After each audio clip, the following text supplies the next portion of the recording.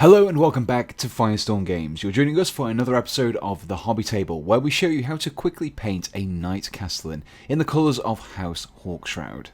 Before we start the painting process, it's important to assemble and group your components by colour. In the case of your Knight, I would recommend keeping the hull and any armour panels separate from the main structure of the Knight. This means that we can easily prime and base coat these areas in the different colours, thus saving time. For the armour panels, I started off with a white primer before spraying Averland Sunset over them to give this that yellow colour of House Hawkshroud.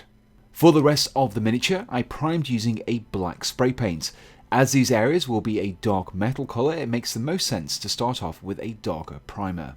House Hawkshroud use a bright silver trim on their armour panels, so we'll be painting these areas using Stormhost Silver. Now this paint does have quite a high pigmentation, but I would still recommend applying a couple of slightly watered down coats to ensure good coverage over the yellow base coat. If you do accidentally overspill onto the yellow armour, don't worry, as you can easily cover these up with a brushed on Averland Sunset later on.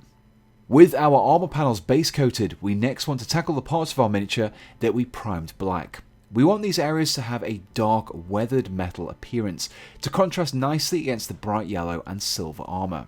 Therefore, I would recommend painting these areas using Warplock Bronze.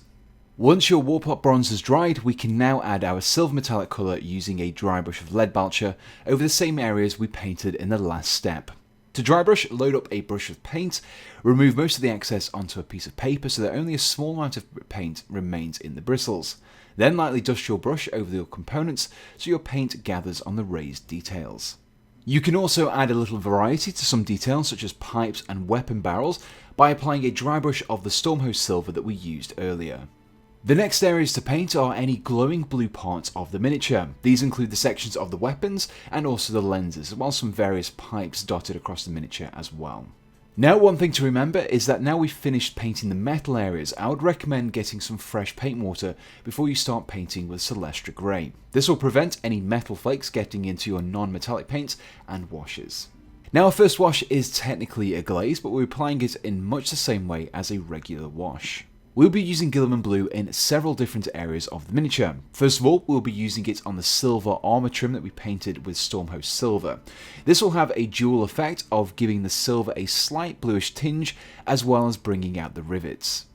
Next, we want to use the Guilliman Blue to give the areas that we painted with Celestra Grey a bluish glow.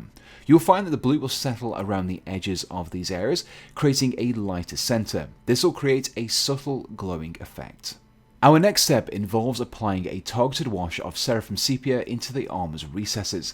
This will add the effect of shadows to these areas, which will improve the overall level of detail on the miniature. And here we have the finished Knight Castellan, who you can see I fully assembled and also based. If you enjoyed this quick guide to getting your Castellan painted and onto the tabletop in as little time as possible, then please do let us know in the comments below. And if you have any suggestions for future tutorials, then please let us know as well. You can find this Knight and all of the paints used in this video on the Firestorm Games web store for 10% off the RRP, and you can find a link to the site in the description below.